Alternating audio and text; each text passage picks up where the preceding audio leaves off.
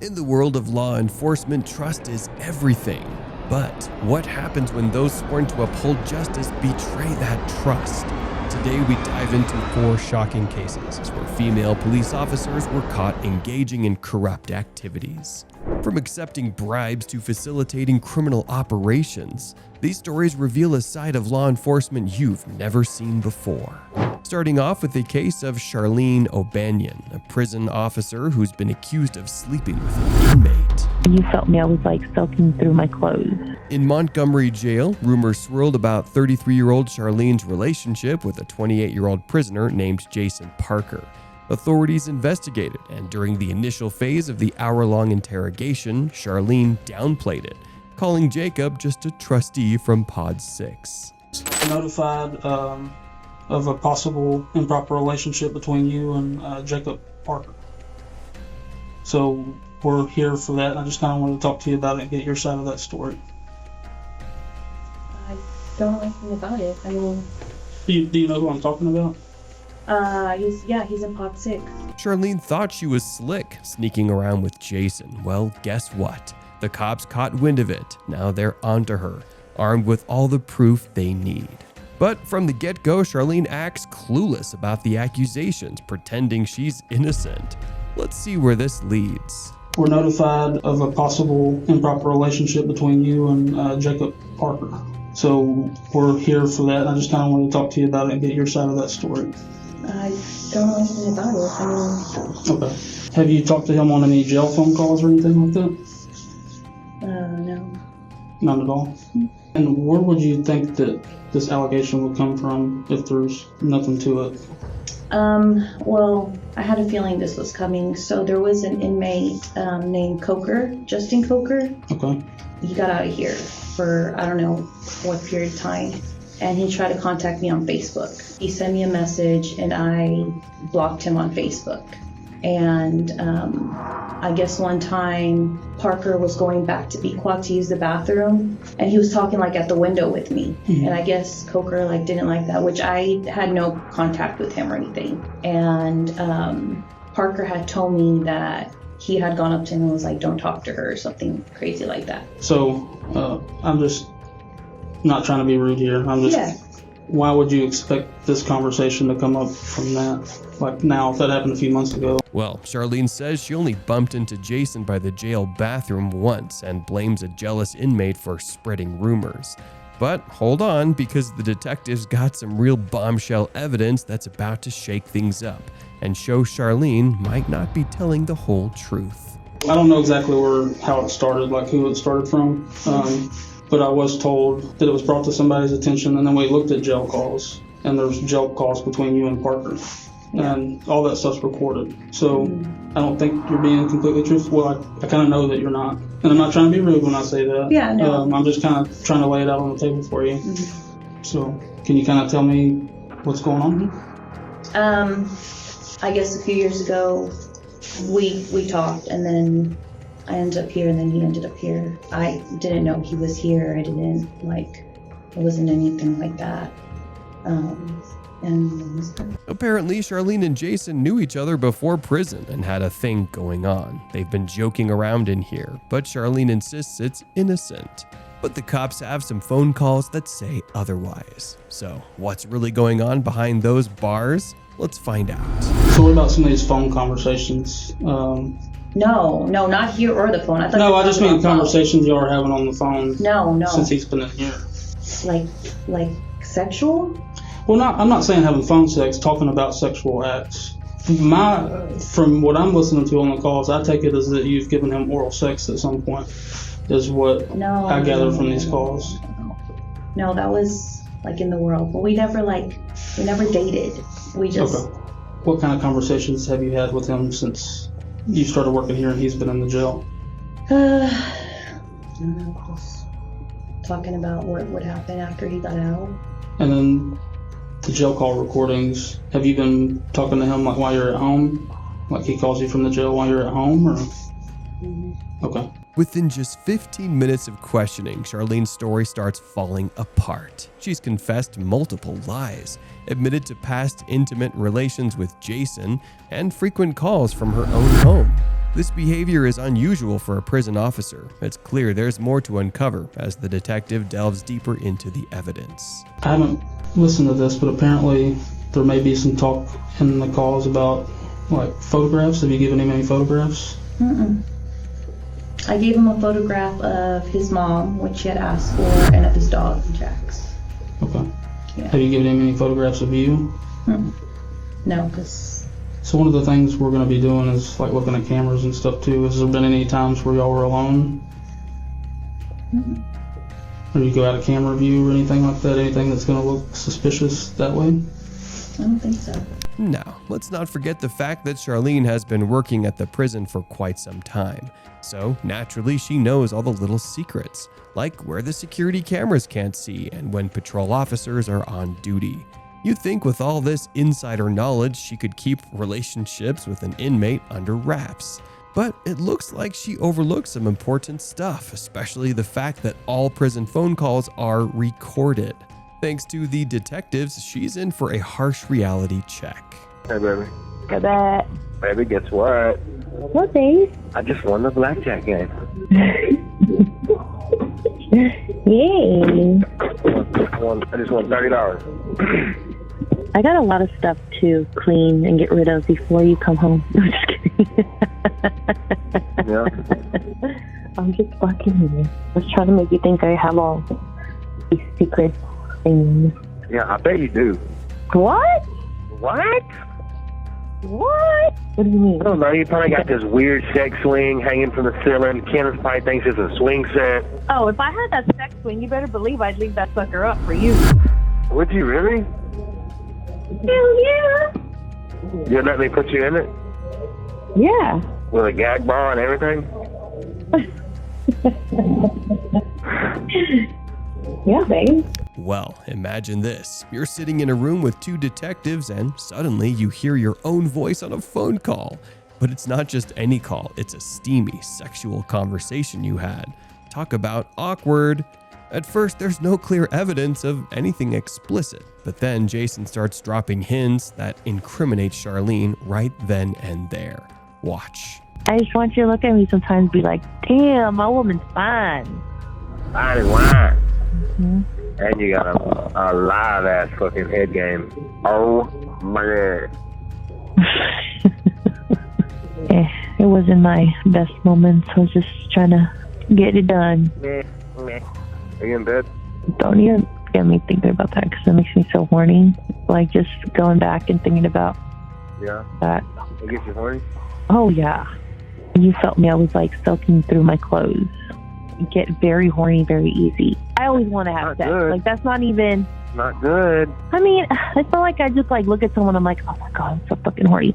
No, like of course, like I only get horny for you. You kind of see how that sounds from like my point of view, like a more recent thing than 3 years ago. No? The nerve she shows to refuse even after hearing that call is something else. Gotta give her props for holding her ground. Even when detectives ask if Jason would back her up, she stays firm, saying everything happened outside prison. Technically, it could be true, but it's weird they remember stuff from 3 years back so clearly, especially when she couldn't recall earlier, isn't it? You talk about how profound this was, like just giving him this blowjob was, but you like don't remember anything about it. It's like telling me something, but you're having trouble coming up with details about it. You know what I mean? Like if it's that profound. I mean, I gave him a blowjob. How do you describe the blowjob? I mean, is that Well, what I'm you not want want to me know do? like about the blowjob. I'm just Yeah. so if this is a You just said factual thing that happened 3 years ago, I feel like you would kind of remember some stuff about it. Like I feel Yeah, I like, mean, like we said in the car, like when I asked you who was there, him of course, like when y'all met or whatever, and then when I asked like who else, you said it was like a bunch of friends. yeah. But like you can remember one I mean, I chick's was with name my after friend you Chris. think about it for 30 seconds. So Yeah, I mean, that's I was- not making sense to me. You seem to have blanks in your memory when we get to certain details, but you remember being groped in the blowjob from 3 years ago. I find that hard to believe. Okay? This is your one chance to be honest with us. Yeah. Once we get up and walk out and we're done, we're done. Have y'all had any inappropriate contact, whether it's groping, blowjobs, vaginal, anal sex, anything, hand jobs. Yes, I am being vulgar to get a point across. Yeah, no, it's not. None of that. The detectives are scratching their heads trying to make sense of it all, but this one female cop, she's holding onto her story tight. Then, out of the blue, something changed, and she blurted out something completely unexpected. Take a look. And what is it? I might have given him a blowjob in the back part of the In the back part of the quad? Okay. How long ago was that? I don't know, a few months ago. Well, the cat's out of the bag. Charlene came clean, but this situation's more complicated. Jason and Charlene knew each other before prison, but that doesn't matter legally. Federal law bans all staff-inmate relationships to prevent abuse, a policy Charlene ignored. I'm gonna ask, but I feel like I know the answer. I'm losing my job. So that's not really up to me. Internal Affairs is aware. Investigation is separate from ours because it's two totally different things. So Yeah. What kind of charges would, like? so it's illegal to have sexual contact with an inmate as an employee. So I said the ball kind of be in their court, but I'll let you know as soon as I hear something. I mean, would I go to jail? That's up to the DA's office. Turns out Charlene lost her job, once a respected officer, now behind bars. She only returned to jail for 100 days, guilty of sexual activity with someone in custody. Now that was what you call a wild ride. Have you ever been talked over so much that your own complaint turns you into the perpetrator? And what if I tell you that you're even being threatened with a firearm? Well, this is the case of Ryan Gold, a resident of Palm Beach Gardens, Florida, who called the cops to report another resident. On the 9th of May 2023, when Ryan was swimming laps in his apartment complex's pool, another resident, Anna Iavona, came up to him and requested him to swim in the opposite direction. Ryan refused to do so, which resulted in the collision of the two. Anna was infuriated and called her husband Slavia. You would think the guy would have just threatened or verbally abused him, right? Nope. Slavia straight off pulled out a gun from his pocket and started to threaten Ryan. This was when Ryan dialed 911 to report the incident. Officer Bethany reported to the scene and found Ryan waiting at the parking lot. And this was what happened. Come in, how you doing? Keep hands out your pockets for me? I'm not the one with the gun. Instead of investigating the incident, she approaches Ryan aggressively, verbally abusing him without any reason. Sir, I don't keep your hands out of your pockets. Put the phone I down. haven't done a crime. Don't talk to me like that. Listen to me. I don't know you. Listen, you can put I that don't down. know you. You're the one with the gun. Why Get down on the ground now. Get down on the ground. this? Not long after, she pulled out her gun with aggravated exchange continuously, and she repeatedly kept shouting at him. Get down on the ground. What the I told you not That's to reach why- for anything. I haven't committed a crime. You don't have any. Hands out to your I side haven't now. committed a crime. Now you put your hands behind your back. You can't detain me for what? Yes, I can. For what? I don't know you. I don't know you. You're the ones with guns. Yeah, you're arresting me for nothing. I'm detaining you right That's now. fine. You're detaining me for what crime? I don't know you, she said. Well, he doesn't know you either, ma'am. Ryan kept asking her if her body cam was switched on, if she knew what she was doing, and kept clarifying that he was the one who called them for help. Because you don't want to listen. That's not a crime. Are your body cams on? Yes, they sure Good. are. Good. I called you guys for help because this guy's brandishing a gun at me. Ryan kept telling her that he was not the one with the gun and tried to reach for his cell phone in his pocket, but Bethany didn't stop there and continued threatening him, got him on the ground, and at the last minute handcuffed him. Courts normally recognize 3 different levels of encounters between the cops and citizens: consensual encounters, temporary investigative detentions, or Terry stops and formal arrests. According to the 3rd District Court of Appeal of Florida, outlined in the year 1996, it states that in a consensual encounter, an officer may question anyone without founded suspicion. Whereas a Terry stop is permissible if detention is temporary and reasonable under the circumstances, only and only if the officer has a well-founded suspicion that the individual detained has committed, is committing, or is about to commit a crime. and arrest requires an officer to have a probable reason that the person arrested has committed a crime. In a consensual encounter, an officer may question anyone on the street without founded suspicion. On the other hand, now quoting again, a Terry stop is permissible if the detention is temporary and reasonable under the circumstances, and only if the police officer has a well-founded suspicion that the individual detained has committed, is committing, or is about to commit a crime. After that, a heated exchange continues between the officers and Ryan as they keep talking to him aggressively. And after some time, a supervisor enters the scene and sees Ryan as the perpetrator instead of calmly addressing the scene. Yes, where's your supervisor? I'm getting You one. see how she's talking to me? I haven't done anything. You don't Why am wanna I in listen. handcuffs? I don't care. You're not my being mom. silly because I'm You're not my coming here dad. for a gun. That's fine. I don't have a gun. I haven't committed a crime. And when I told you to keep your hands out of your pockets, You're not you did it. I didn't commit a crime. You don't get to tell me what to do. Yes, I do. No, you don't. Why are you yelling at me? Because I have every Who right are to right you? now. What's your badge number? 321 Guerrero, Guerri. Make sure you spell it right. If you're this scared of a guy in a Scared, I've been here swimsuit, for 20 years. you're terrified of a guy in a swimsuit. I didn't do anything. You can shut your mouth. They just detained me. I explained. There's no gun. That guy I don't has a gun. detain anybody for no reason. Then what reason? Because I. What crime did I commit for you to detain Can you shut your me? mouth so I can explain it to Are you in charge of this lady? Why am I in handcuffs on the ground? Are you a supervisor? No, he's not. Can someone explain why I'm handcuffed on Can you shut your mouth No. so I can talk to you? Look at you.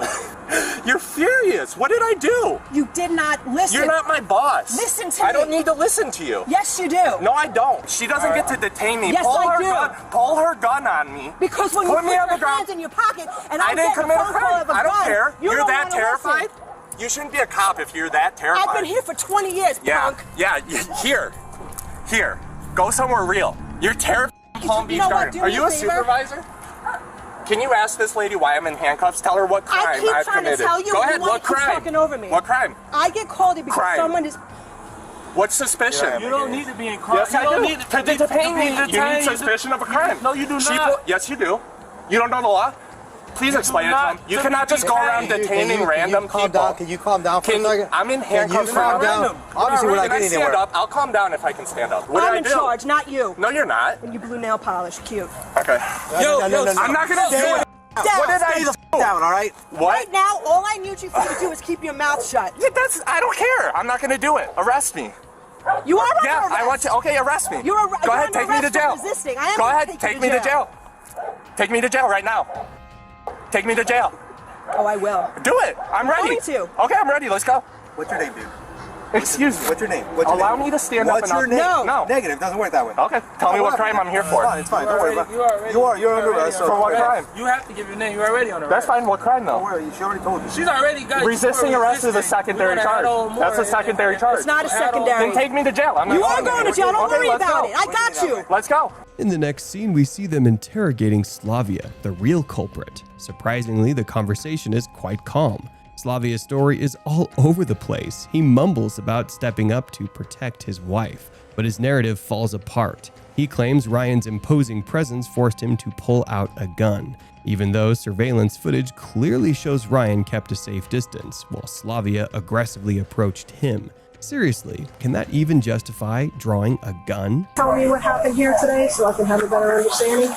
Yeah, I mean, my wife called me. She called me and said that there was a guy harassing her at the pool. Okay. Was it that guy over there? Yeah. Okay. And so I just ran over here. He's obviously a lot bigger than me. And I didn't, want to get involved. I was trying to pull my wife away. And she just got closer. At what point did the gun become involved? Well, how did he know that you were armed? I'm not sure. You told that other officer that you put your hands up like this so that My wife said that. I know it didn't come out of the holster or anything like that. No, I didn't say it came out, but how was he able to know that you were armed? Because he called us and said that you were armed. I mean, if I lift my shirt up, you could see it. Okay. But- So did you want him to see that you were armed? Did you tell him you were armed? Ryan was arrested but was released without any charges. Later, in an interview after moving to Chicago, Ryan declared he would never set foot in Palm Beach Gardens again. But if you think that was wild, let me tell you about Dallas cop Amber Geiger. She made a jaw-dropping 911 call after shooting her neighbor, thinking she was in her own